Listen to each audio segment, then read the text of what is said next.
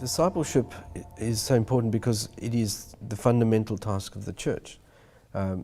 We have tended to interpret discipleship as a peripheral venture.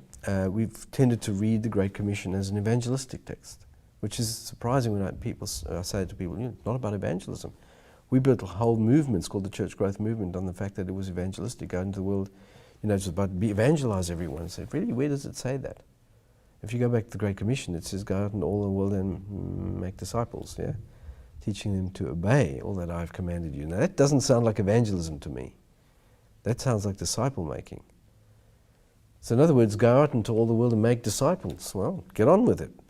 And the problem is that for most of us, we don't know how to do it. Oh, that's a sham.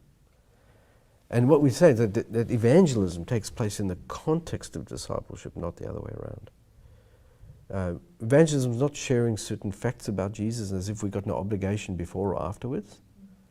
But actually evangelism takes place in the context of a relationship that is called discipleship that can go a whole lifetime.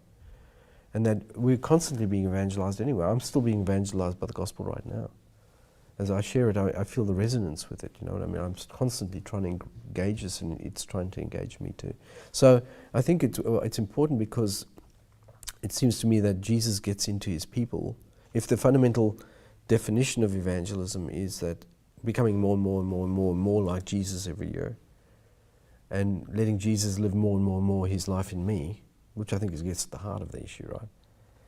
If that's what it's about, then it seems to be the most strategic thing you can possibly do in a church. And if you fail at that, you fail everywhere else. It's absolutely strategic.